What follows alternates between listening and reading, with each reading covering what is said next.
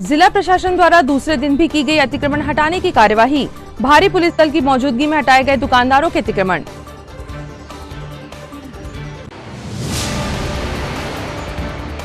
पूर्व मुख्यमंत्री कमलनाथ के बीजेपी ज्वाइन करने को लेकर लगातार लग रहे कयास। समर्थकों ने प्रतिक्रिया व्यक्त कर कहा, हम कमलनाथ के साथ।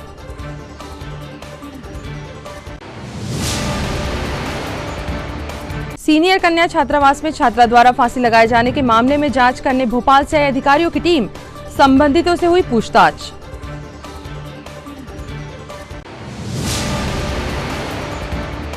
और चंदनगांव स्थित शासकीय बालक प्राथमिक शाला की छत गिरने से सहमे लोग। दिव्यांग बालक छात्रावास की जर्जर हालत पर कराया ध्यानाकर्षण। नमस्कार, स्वागत है आपका सिटी हलचल में। दिन भर की तमाम खबरें लिए आपके साथ मैं अदिति शुक्ला। शुरुआत करते हैं खबरों की।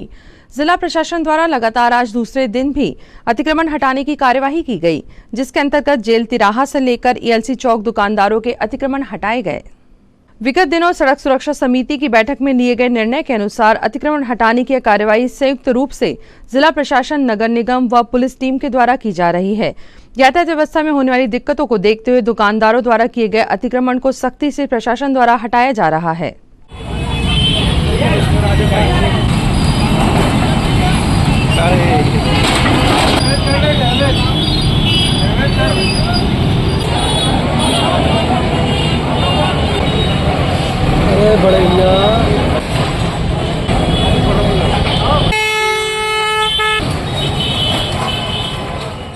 छिंदवाड़ा नगर में लगातार यातायात अवरुद्ध होने से आम जनता को कठिनाई हो रही थी। इस वास्ते सड़क सुरक्षा समिति में यह निर्णय लिया गया कि जिन व्यक्तियों द्वारा दुकानों के बाहर अतिक्रमण किया गया है उनका अतिक्रमण हटाया जाएगा। इसी तारतम्य में कल और आज अतिक्रमण हटाने की संयुक्त कार्रवाई पुलिस प्रशासन और नगर निगम की संयुक्त टीम द्वारा की जा रही है। कल हम लोगों ने जेल तिराहा से लेकर के ईएलसी चौक तक का अतिक्रमण एक तरफ का हटाया था। आज हम दूसरी तरफ अतिक्रमण हटा रहे हैं। अतिक्रमण हटाने की सारी कार्रवाई शांतिपूर्ण तरीके से हो रही है। ये यातायात शहर के विभिन्न मार्गों पर बहुत बाधित हो रहा था। कई बार से शिकायतें आ रही थी कि काफ़ी व्यापारिक प्रतिष्ठानों ने बाहर अतिक्रमण करके रखा हुआ है। यह मुद्दा यातायात समिति की बैठक में उठाया गया और वहाँ के निर्देशानुसार जैसा कि एडीएम साहब ने बताया कि प्रशासन, नगर निगम एवं पुलिस विभाग के सहयोग से जो अस्थायी या स्थायी अतिक्रमण कर दिया गया है उसको हटाया जा रहा है और ये कार्रवाई लगातार जारी है। जिले के सर्वमान्य नेता पूर्व मुख्यमंत्री कमलनाथ को लेकर इन दिनों राजनीतिक गलियारों में अटकलों का दौर जारी है कि वे अपने पुत्र सांसद नकुलनाथ के साथ भाजपा ज्वाइन कर रहे हैं। इस बात को लेकर पूर्व सीएम कमलनाथ के कट्टर समर्थक माने जाने वाले जिले के नेताओं ने भी अपनी प्रतिक्रियाएं व्यक्त की हैं। ग्लोबल नेटवर्क के संचालक अशोक चौकसे से जब उनकी राय जानी गई तो उन्होंने क्या कहा, आइए आपको सुनवाते हैं। अशोक भाई, क्या कमलनाथ जी बीजेपी को ज्वाइन कर रहे हैं? इसमें क्या आप भी बीजेपी को ज्वाइन करें?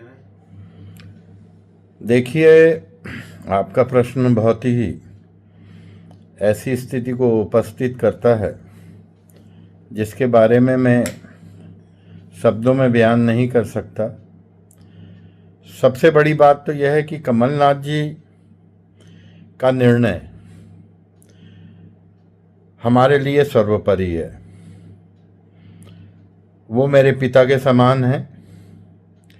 मेरी ज़िंदगी में जो बदलाव आए हैं उसमें उनका बहुत बड़ा योगदान है मुझको बदलने में और मेरी सुधि लेने में।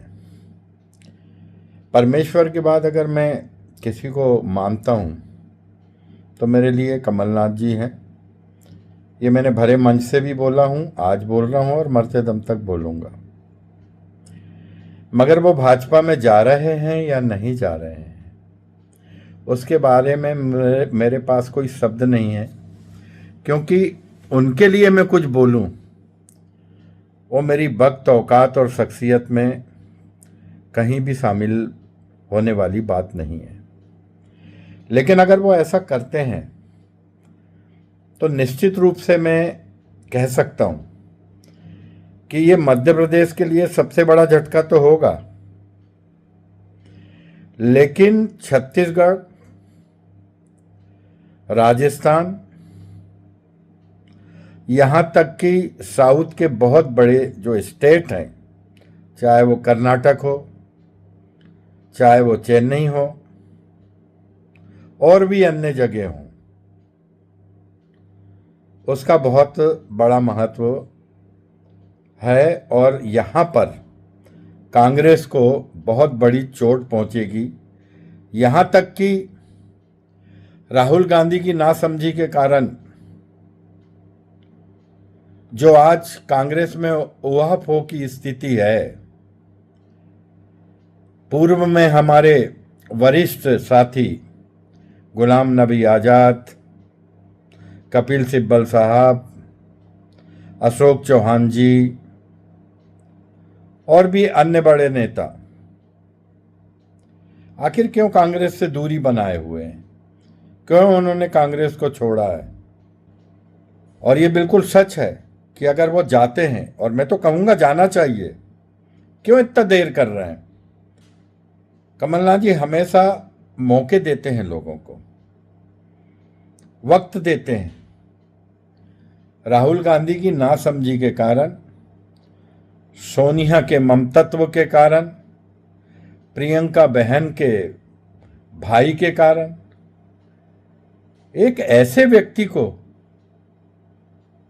जो कांग्रेस के उस समय के लिए महत्वपूर्ण था, जिसने अपने जीवन के सर्वोच्च दिनों को कांग्रेस को ऊपर बढ़ाने में झोंक दिया। जब कोई व्यक्ति ऐसा करता है तो पूरा परिवार बिखर जाता है। जहां तक मेरा कहना है और मेरा मानना है, मैं तो कभी एक बार कोई 25 साल में बता दे कि मैंने किसी मंच पर खड़ा हुआ हूं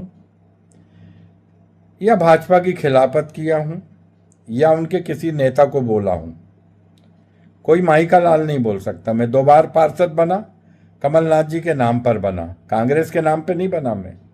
और मेरी अपनी शख्सियत है, मैं इतना हल्का आदमी भी नहीं हूं।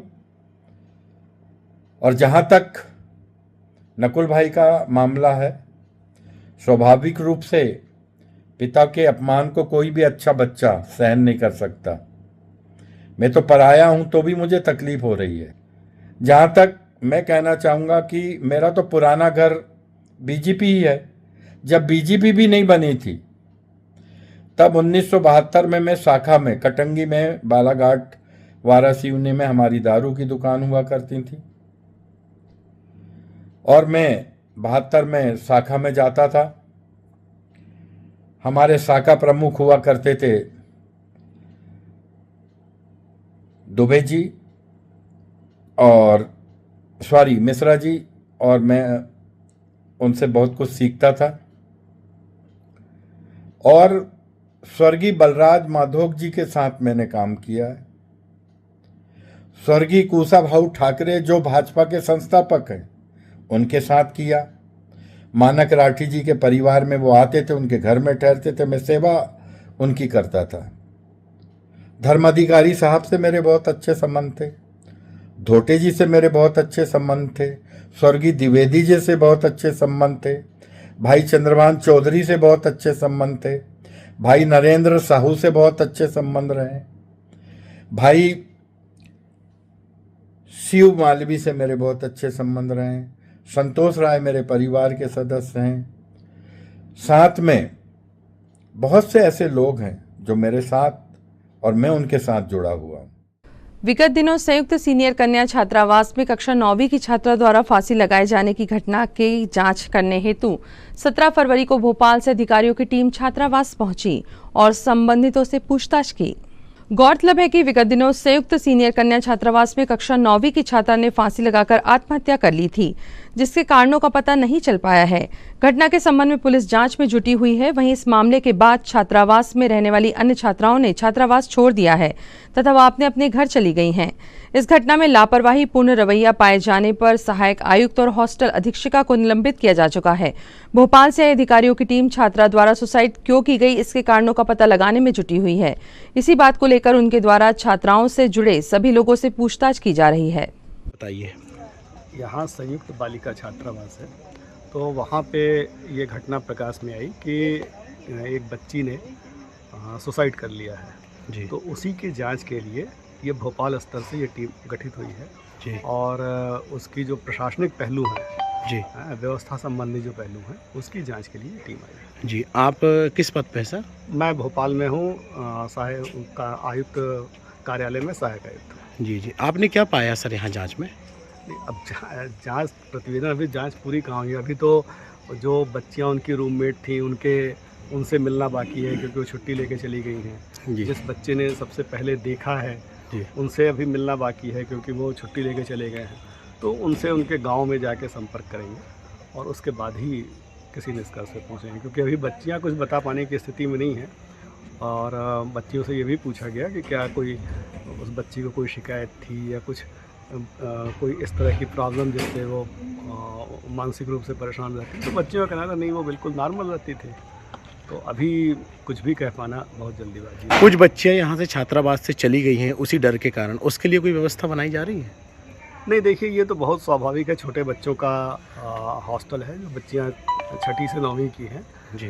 तो ये स्वाभाविक चीज़ है। लेकिन चूँकि एग्ज़ाम शुरू हो रहे हैं तो उसके लिए मतलब कोशिश ये की जा रही है कि वो बच्चियाँ वापस लौटें और एक सामान्य स्थिति निर्मित हो। आपके विभाग के द्वारा देर रात कार्रवाई की गई, सहायक आयुक्त को हटाया गया, तो उनसे भी कुछ आपकी मतलब सवाल जवाब हुए? उनसे जो भी सवाल जवाब होंगे, चूँकि उनके लिए कार्रवाई भोपाल स्तर से हुई है तो वो विभागीय जांच की प्रक्रिया अलग है। जी, आपका क्या नाम है? मेरा नाम सुधांशु वर्मा है जी। टीम में और कौन कौन शामिल? टीम में जो है सरोज चौकसे मैडम है जो एडिशनल कमिश्नर हैं जी, और वत्सला मैडम है जी, जो कि डीसी कार्यालय में जो है आप सहायक संचालक। सर कितने दिन में आपको जांच रिपोर्ट देना है? नहीं, ये तो जांच रिपोर्ट हम जल्दी से जल्दी कंप्लीट करके दे देंगे जैसे ही। सर मंडल सहयोग जैसे भी पूछताछ की गई कि आप लोगों के द्वारा? हाँ, सबसे जानकारी ली जा रही है। अधीक्षिका ने क्या बताई पूछताछ में कुछ ऐसा? घटना के बारे में क्या जानकारी आई सामने? घटना के बारे में तो वही जानकारी जो आप लोगों को पता है कि उस बच्ची ने सुसाइड किया है, वही जानकारी है। ठीक है सर। खबरों के सप्ताह को नाम देने के लिए यहाँ पर लेते हैं एक ब्रेक, चल लौटते हैं कुछ और अहम खबरों के साथ। आप देखते रहिए सिटी हलचल।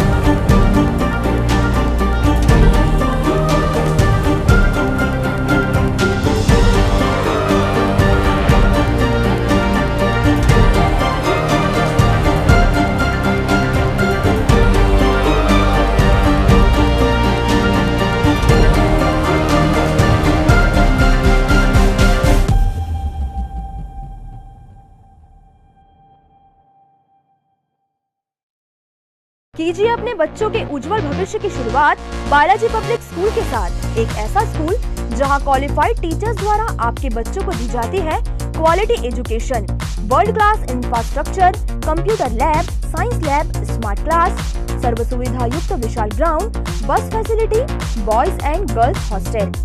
बोर्ड परीक्षा 2022 में जिले की मेरिट सूची में विद्यालय से कक्षा 12वीं के 2 विद्यार्थी शफक अली 94.4% तृतीय स्थान एवं दिशा गुजर 93.2% तृतीय स्थान। प्रतिवर्ष की तरह बोर्ड परीक्षा का उत्कृष्ट परिणाम 158 विद्यार्थी प्रथम श्रेणी में उत्तीर्ण। तो अब आपके बच्चों की पढ़ाई की टेंशन हुई खत्म। आज ही संपर्क करें, प्रवेश प्रारंभ है। 27 वर्षों का विश्वास, बालाजी पब्लिक स्कूल छिंदवाड़ा।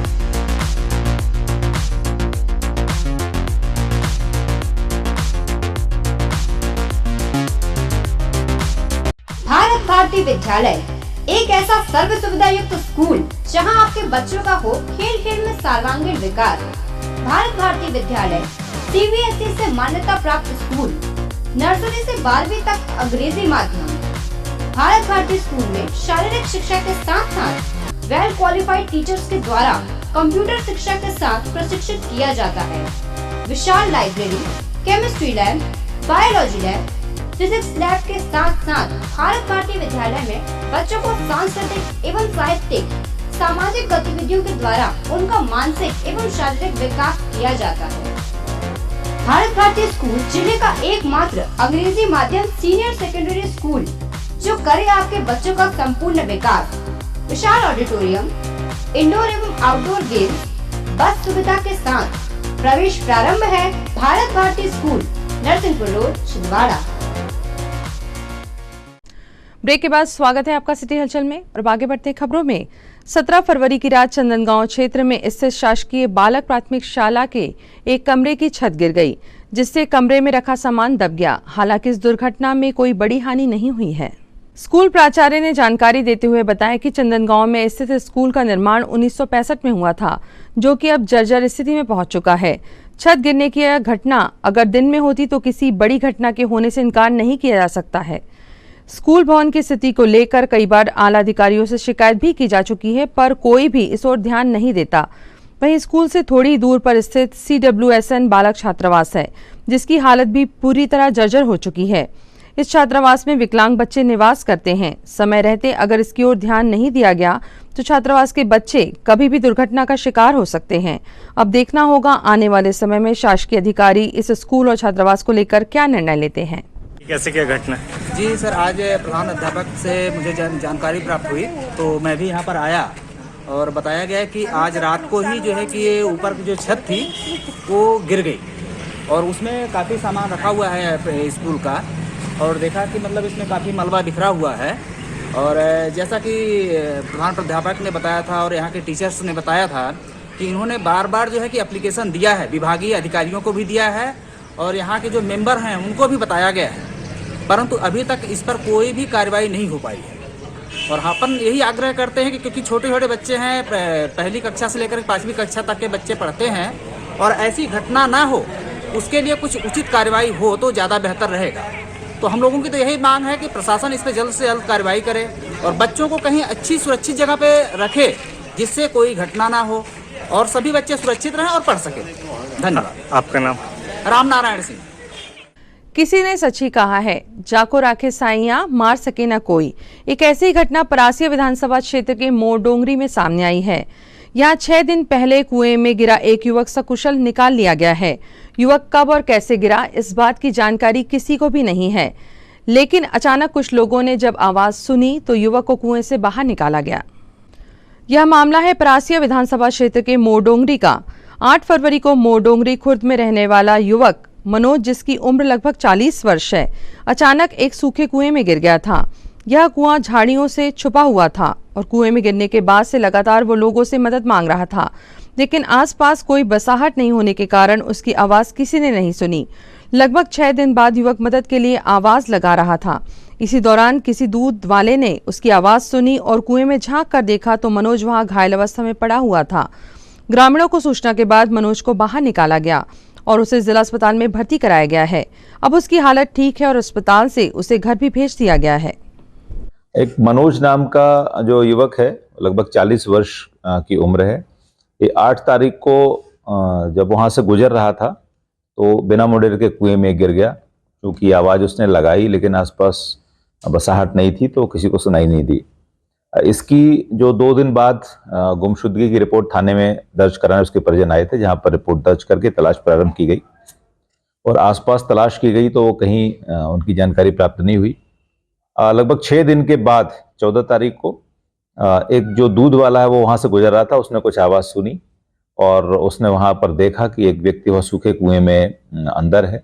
उसने लोगों को आवाज़ लगाई, 108 कॉल की, 108 की मदद से उसको निकाला गया और उसको अस्पताल पहुँचाया गया और वहाँ से डिस्ट्रिक्ट हॉस्पिटल भी वो रेफर हुआ, इलाज हुआ और वो घर पर पहुँच गया। फिलहाल उसके परिजन उसको दोबारा किसी प्राइवेट चिकित्सालय में भी चेकअप के लिए ले गए हैं। युवक की हालत अभी ठीक है। क्या नाम है आपका? मनोज। क्या हो गया था? जी सर, ये मेरे को नहीं मालूम भाई कि कैसा हुआ वो मेरे को नहीं मालूम। जब मेरे को आज होश में आया मैं तो आज चिल्लाने लगा 9-10 बजे। आरती सुना मैंने वहाँ पे काली मर्द जी की और उसके बाद थोड़ी देर रुका मैं और चिल्लाने लगा जम के कि पानी दो, ऐसा चिल्लाने लगा। बस तब बोला मैं। कुएं में कैसे गिरे थे? कुएं में मेरे को भी खुद को नहीं मालूम है कि मैं कैसा आ गया वहाँ पे। तो जब से गिरे थे तब से बेहोश ही थी क्या? हाँ, मतलब मैं कुछ नहीं मालूम था, बाकी चिल्लाता था मैं। और अब कुछ नहीं है शरीर में। अब शरीर में कुछ रहेगा तो अब थोड़ी आवाज़ आएगी, नहीं है तो कुछ खाने पीने का तो ही नहीं है वहाँ पे, पानी है ना पिंगल है ना खाने का नहीं है। जितनी एक दो आवाज़ चिल्ला लिए सुन लिए ठीक है, नहीं तो फिर एक फटी सी कथड़ी है उसी में और हार के दबके सो जाता था वहीं। तो गिरे कैसे तुम? ये मेरे को नहीं मालूम ना सर। आज किसने निकाला? आज मतलब मैंने चिल्लाया, 2 लोगों ने वहाँ पे वहीं पे दूध लेने के लिए आते हैं तो उनने सुन लिए, तो बोले ये तो अपने गांव का लड़का है यार, बोले मनोज, बोले उस दिन से गिरा, बोले तो आज दिख रहा, बोले। जब मेरे को मालूम हुआ कि फिर मेरे को कमर में बांध के उनने वो खटिया टाइप की लकड़ी टाइप की वो रहती है नसेनी, उसमें बांध के फिर मेरे को ऊपर खींच लिए। 2 लीटर पानी पिया वहीं पे जगह पे पहले। 3-4 दिन कैसे रहे तुम अंधेरे में वहाँ? जी सर, अब रहा मेरी मुसीबत, अब कैसा रहा होगा। बाकी अब दूर है कुआं, चिल्लाता भी था नहीं सुनते थे वहाँ पे, किसको क्या बोल देते थे मैं। आदिवासी ड्रीम टीम के द्वारा आज एक स्थानीय लॉन में परिचय सम्मेलन का आयोजन किया गया, जिसमें बड़ी संख्या में आदिवासी समाज के युवक युवती शामिल हुए। आयोजकों ने बताया कि आदिवासी समाज के लिए बड़े गौरव की बात है कि एक ही छत के नीचे सैकड़ों की तादाद में युवक युवतियों का परिचय हो रहा है। इस परिचय सम्मेलन में छिंदवाड़ा जिले के अलावा अन्य जिलों से भी आदिवासी समाज के युवक युवती शामिल हुए और सम्मेलन में अपना परिचय दिया। इसलिए हमने सोचा कि ना इस समुदाय को एक रूप में बांधने के लिए हमने पूजा पाठ की पद्धति छोड़कर प्रार्थना पद्धति रखी है। आपने मुझे जिस उद्देश्य के लिए यहाँ पे प्रेरित किया है वो उद्देश्य पूर्ण हो, मैं जिस जगह से आया हूँ वहाँ मैं सुरक्षित पहुँचूँ। हे प्रभु, जो युवा युवती यहाँ पे जिस मनोकामना से जैसे जीवन साथी वो चाहते हैं ऐसा जीवन साथी उन्हें मिले और सुखद उनका जीवन संपन्न हो, ऐसी हम आपसे कामना करते हैं। धन्यवाद। आप सभी लोग बैठ जाए। आज प्रांतीय आदिवासी युवती परिचय सम्मेलन 2024 का आयोजन किया गया है छिंदवाड़ा में, जो विगत 13 वर्षों से इस प्रोग्राम को सफलतापूर्वक छिंदवाड़ा में आयोजित किया जा रहा है। कई जिलों के लोग यहाँ उपस्थित होते हैं, जिसमें कई लोगों के संबंध भी बड़े आसानी से यहाँ पे हो जाते हैं और लोगों का सराहना करते हैं कि यार आजू बाजू कहीं परिचय सम्मेलन नहीं होता, छिंदवाड़ा में हो रहा है। जो छिंदवाड़ा के आजू बाजू के ज़िले जो है वो लोग यहीं आकर परिचय देते हैं और उपस्थिति दर्ज कराते हैं। अभी तक कितने जोड़ों का रजिस्ट्रेशन हो चुका है? अभी चल रहा है, मेरे हिसाब से अभी करीबन 100 लोगों तक जा चुका है जी। यह परिचय सम्मेलन है, परिचय के माध्यम से जो रिश्ता करने के लिए पहले जो किया जाता है उसी को हम परिचय बोलेंगे। कि रिश्ता शुरू होने से पहले जो एक दूसरे से मुलाकात होती है हम उसके माध्यम से लोगों तक बात पहुँचाएं परिचय के लिए, ताकि अधिक से अधिक जोड़े लोगों की शादी संपन्न हो। आपका नाम? राहुल प्रतीत हूँ मैं। इस संस्था में लोगों ने मुझे प्रेसिडेंट के रूप में। इसी के साथ यहाँ पर फिर लेते हैं एक ब्रेक, जल्द लौटते हैं कुछ और अहम खबरों के साथ। आप देखते रहिए सिटी हलचल। एडिफाई स्कूल की कोशिश है कि बच्चों पर पढ़ाई बिना बोझ बने उनका भविष्य संवर जाए। इसी बात को ध्यान में रखते हुए CBSE एफिलेटेड एडिफाई स्कूल में बच्चों को दी जाती है ट्रेन्ड टीचर्स द्वारा क्वालिटी एजुकेशन, ताकि बच्चे खेल खेल में सीख सके बड़ी बड़ी बातें। बच्चों के लिए library, chemistry lab, physics lab, biology lab, media centre, music classes, computer classes, indoor sports, 2 big auditorium, karate training, culture activities, smart and digitalised classrooms, world class infrastructure of 10 acres. खेलने के लिए प्लेग्राउंड के साथ आवागमन के लिए बस की सुविधा उपलब्ध। Admission open nursery to class 12। CBSE affiliated Edify school, head office Hyderabad. अब आपको अपनी आंखों की जांच के लिए बड़े शहरों की ओर रुख करने की जरूरत नहीं है, क्योंकि अब आपके अपने छिंदवाड़ा शहर में अत्याधुनिक मशीनों से लैस आनंद नेत्रालय अपनी सेवाएं दे रहा है।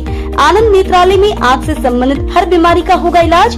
मोतियाबिंद का ऑपरेशन, लेसिक सर्जरी, डायबिटीज के कारण आँखों में आने वाली बीमारियों का इलाज, ग्लूकोमा यानी कांच बिंदु से संबंधित इलाज, रेटिना का इलाज, फेको पद्धति द्वारा आँखों के ऑपरेशन, बच्चों में आँखों से संबंधित समस्याओं का निदान, नागपुर और वर्धा के विशेषज्ञ डॉक्टरों द्वारा मोतियाबिंद का ऑपरेशन। आनंद नेत्रालय।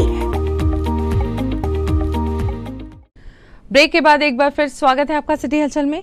और अब आगे बढ़ते खबरों में, स्थानीय गर्ल्स कॉलेज में श्री शालिग्राम विश्वकर्मा की स्मृति में बसंत उत्सव व सरस्वती जयंती संगीत समारोह का आयोजन किया गया, जिसमें प्रख्यात कलाकारों ने अपनी प्रस्तुतियां देकर सभी को मंत्रमुग्ध कर दिया।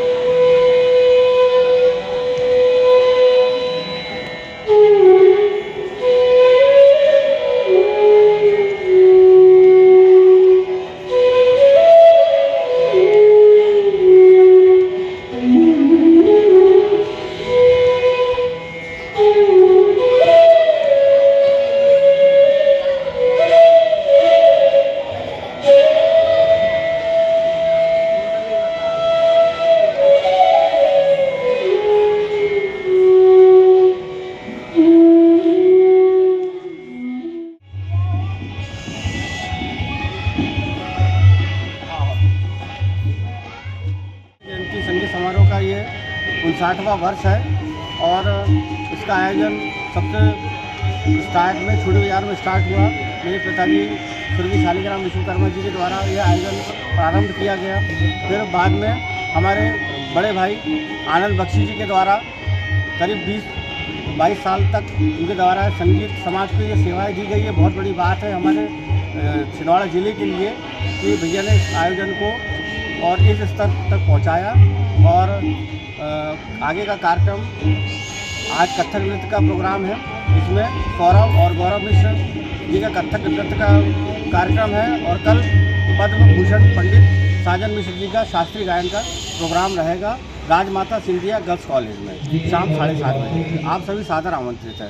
कार्यक्रम पूर्णतः निःशुल्क है, इसमें किसी प्रकार का प्रवेश और किसी प्रकार का टिकट नहीं है। स्वर्गीय श्री शालिग्राम विश्वकर्मा सांस्कृतिक कला मंच के द्वारा और उसके संपूर्ण संयोजन श्री राजेश विश्वकर्मा जी के द्वारा बहुत अद्भुत 2 दिवसीय शास्त्रीय संगीत एवं सुगम संगीत से संबंधित विधाओं का कार्यक्रम है, जिसमें सर्वप्रथम तो युवाओं को गायन वादन और उनके नर्तन की प्रतियोगिताओं में स्वर्गीय श्री शालिग्राम विश्वकर्मा जी के स्मृति में अवार्ड प्रदान किया जाएगा। साथ ही सौरव और गौरव मिश्र जो बनारस से हमारे आज के कलाकार हैं, जो कथक का नृत्य प्रस्तुत करेंगे, उनका कथक नृत्य देखने के लिए भी यहाँ सभी कथक के साधकों में बहुत अभूतपूर्व उत्साह देखा जा रहा है। आज कार्यक्रम का प्रथम दिन है।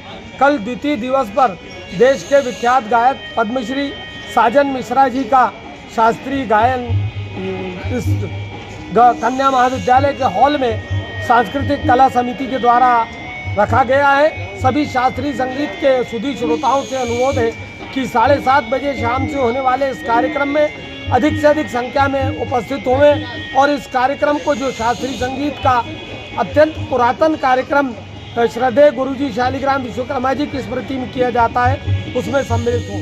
श्री सिद्धेश्वर शिव मंदिर तारा कॉलोनी में विगत 10 फरवरी से श्री शिव महापुराण कथा का आयोजन किया जा रहा है, जिसमें वृंदावन धाम से पधारे पंडित अरुण कृष्ण जी शास्त्री के द्वारा कथा प्रवचन किए जा रहे हैं। कथा का समापन 19 फरवरी को रुद्राभिषेक एवं पूर्णाहुति के साथ होगा। Yeah.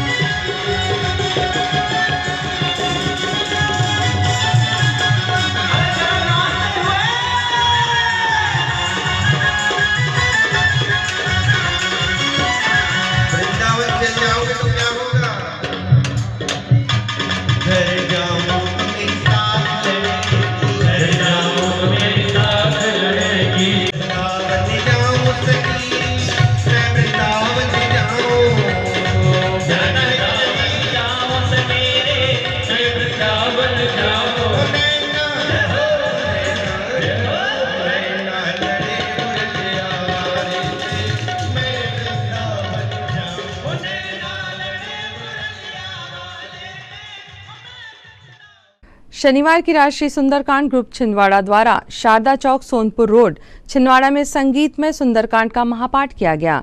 इस अवसर पर ग्रुप के सदस्यों के साथ बड़ी संख्या में क्षेत्रवासी उपस्थित रहे।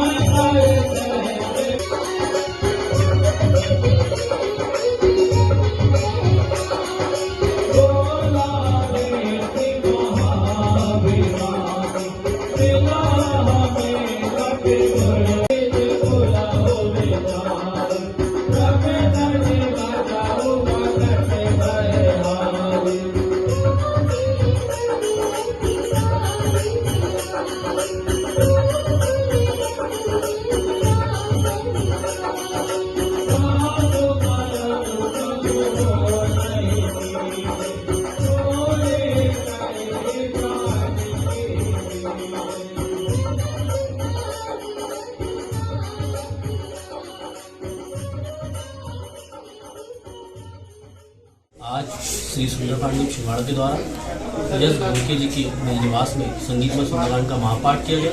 ग्रुप द्वारा इसी तरह आपके बुलावे पर निःशुल्क संगीतमय सुंदरकांड का महापाठ किया जाता है। साथ ही विशाल रामनवमी 3 दिवसीय जन्मोत्सव को लेकर 1 मार्च से प्रत्येक वार्ड पर प्रभात फेरी का आयोजन किया जाएगा। आप समस्त शहरवासियों से अपील है कि जिस वार्ड में प्रभात फेरी जाएगी, आप सभी से निवेदन है कि आप प्रभात फेरी में भाग लेंगे और राम नाम जाप का प्रसाद ग्रहण करेंगे। जय श्री राम, श्री सुंदरकांड ग्रुप छिंदवाड़ा। और अब इन तमाम खबरों को समेटते कर देखते हैं सुर्खियां।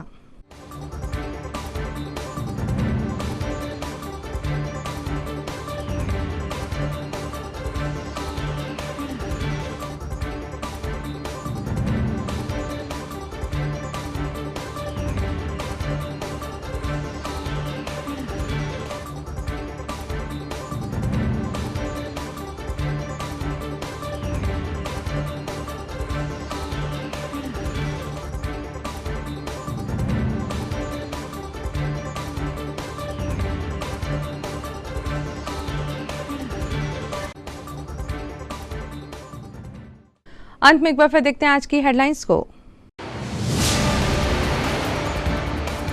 जिला प्रशासन द्वारा दूसरे दिन भी की गई अतिक्रमण हटाने की कार्यवाही। भारी पुलिस दल की मौजूदगी में हटाए गए दुकानदारों के अतिक्रमण।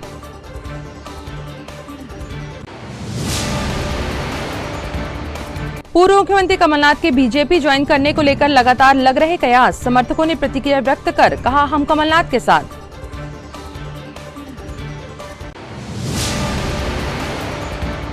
सीनियर कन्या छात्रावास में छात्रा द्वारा फांसी लगाए जाने के मामले में जांच करने भोपाल से आई अधिकारियों की टीम। संबंधितों से हुई पूछताछ।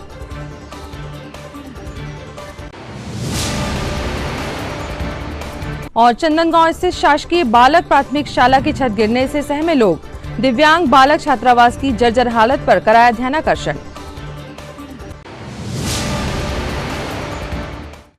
इस बुलेटिन में खबरों का सफरनामा फिलहाल यहीं तक था। आप जुड़ी खबरों के साथ फिर होगी आपसे मुलाकात। तब तक दीजिए अनुमति। नमस्कार।